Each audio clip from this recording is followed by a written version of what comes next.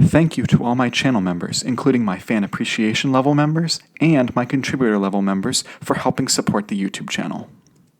Hello, and welcome to my channel.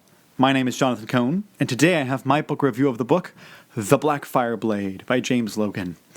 I do not have a physical copy of this book because the physical copies don't come out until November. I did receive an ARC from the publisher, and so I was able to read it ahead of time, and so I'm talking about it without a physical copy, so it'll be on the screen. Because it comes out in a couple of months, I'm not going to go into any spoilers or any details on the book, so I'm going to be very careful in what I talk about with the book. But I might mention some things that might give away a few minor details from book one, the Silverblood Promise, but I'm going to try to be mostly spoiler-free. And this was my most anticipated book release this year, my number one of the whole year, because Book one was that amazing. Book one came out last year, the Silverblood Promise. It was, making the rounds on BookTube. Everyone was enjoying it. And I picked it up primarily because I was so happy to see such a great cover from a traditional published book like Tor, that they had such a great cover. Because they give the great covers to Sanderson, but so many authors get really poor covers nowadays. And Jeff Brown is probably one of the best working artists right now. Anyway, and so I picked it up and loved it last year. You could see my full review that I did last year, but it was my favorite new release of last year. It was that amazing. And it's a fantasy series, but it's also I would describe it more as an adventure series, and an adventure mystery almost. And so I loved this book so much. So I was so excited for book two. And the central question is book two as good as book one? It is the essential question. Does it live up to how great book one is? And in my opinion, it absolutely does. It absolutely lives up. The Blackfire Blade, I think, takes a lot of what book one did and continues it on. And if you enjoyed book one, you are going to equally enjoy book two. And there are certain things, particularly with the climax, that I think will make fantasy readers in particular love this book even more. As I mentioned, this series has fantastical elements in it, but it is much more of just an adventure mystery series. But there's stuff in book two that I think fantasy fans are going to absolutely eat up. A lot of people compare this to the Lies of Locke Lamora series by Scott Lynch. I haven't read that series yet, but if it's as good as this, I want to read it. But this series, it's got this fun adventure where there's every chapter. You're kind of going, and I don't want to use the word side quests because it's kind of wrong, because it's not side quests. It's still advancing the overall story, but it's like it's not a straight line to the goal. There's usually a bunch of zigzags involved, and so you're reading about the zigzags, and you're reading about the journey, and you're seeing the characters grow, and you're seeing how they accumulate what they need, the tools they need. In the first book, our main character, Lucan Gardova, was his father was murdered. Lord Gardova was murdered, and Lucan decides to go and try to find out what happened behind his murder, to try to solve the mystery of who murdered him and why. And all he has is 3 words that his father wrote down before he died. And book one is about figuring out what those 3 words mean. And basically, book two leads him to this bank in another city. Book one took him to the city of Safrona, which is much more of like a Mediterranean type city in this world. And book two takes him to the city of Korsakov, which is very heavily inspired by Russian cities. You got Russian and maybe some Ukrainian cities as well, like Kiev, but very much by Russian cities. So in this book, The Blackfire Blade, Lucan is looking to find the Blackfire Bank so that he can try to see what's inside his father's vault. And as you'd expect with this series, stuff goes wrong. He has to, survive. He has to find a way to get to the bank, and stuff ensues. It's not a straight line that he just goes straight to the bank. Stuff happens in this book.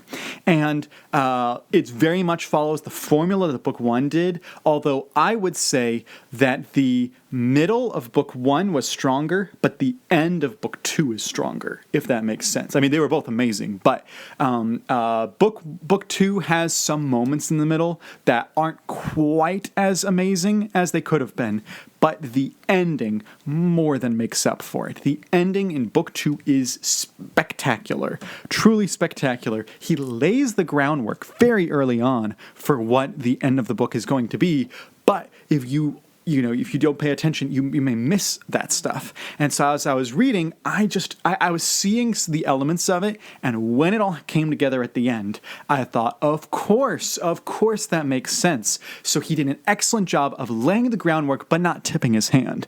Some of you may figure out the mystery of this book before the end of the book, and there's actually really two mysteries in this book. There's the mystery more connected to Lucan and his father, and then there's the mystery of Korsakov. Something's happening in Korsakov, and the stuff with it, neither one did I fully predict, although I could kind of see where the Korsakov stuff was going. It was pretty nice where that was going. So the mystery is just spectacular at the end. The last 100 pages of this book is spectacular. But there's still stuff in other parts that I loved too. Like in the middle, there is it's like a chapter and like less than half a chapter where our characters meet up with a character that can't talk. And that character's name is Clank. That's all I'm going to say about this. And Clank is my favorite character in the series, and he can't talk. But Clank was awesome. So when you get to Clank, you'll just know I loved when Clank was on the page. Oh, I could have had Clank in the rest of the book, but it wouldn't have fit the story. But Clank was awesome. So there's some great minor character stuff.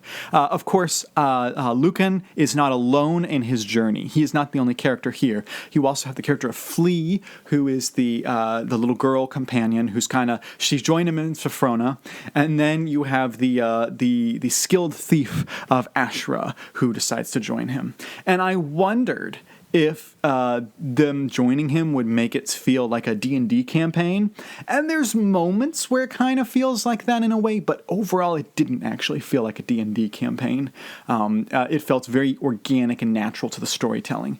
And, Flea was less interesting than she was in book 1 because she has learned of most of Lucan's phrases and his mannerisms, and she understands him better, and vice versa. Lucan understands Flea because he spent so much time with book 1 with her.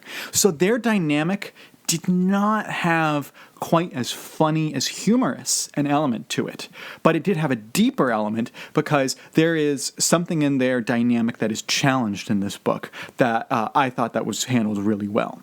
And then Lucan really has a great dynamic with Ashra in this book, where it really comes down to, is Lucan going to share the load, and is he going to trust Ashra and Flea? And I thought that all of his scenes where he's talking with Ashra were brilliantly written.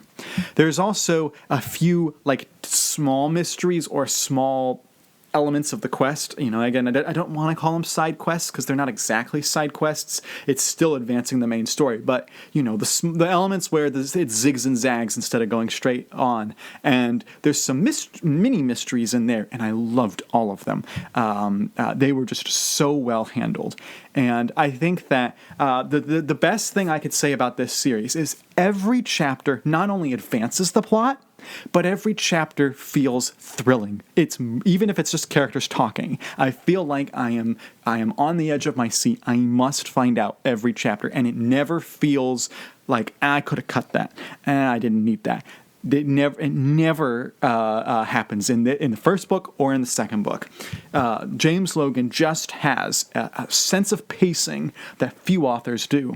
And even though the books are about 500 pages long, I don't know exactly when it comes out in paperback or hardcover what book 2 will be, but it'll at least 400 or 500 pages is somewhere in that range. And neither book had any chapters where I was like, I don't need this. This is slowing down the story. The story moves along so well. It never feels like it's abbreviated. It feels like James Logan is a master pacer. And maybe that's because he was an editor before, but regardless, no matter what caused it, James Logan does a masterful job of pacing in the Blackfire Blade. And I just, as I've mentioned, just every element hits. And there's a few deep themes explored, which some of them I really can't talk about in a spoiler-free review. But you're not reading this series because it's deep or anything. You're reading this series because the story is so fun, so invigorating, so exciting to read, and it's such a great adventure. It is an adventure mystery with an element of fantasy behind it. And the same goes with book 1. So if you are a adventure mystery fan, like a little bit of fantasy in your books, I think you'll enjoy this. And book 2 perfectly sets up book 3 in the series. I don't know if it's a trilogy. I don't know if it's a tetralogy. I don't know how many books in the series it is.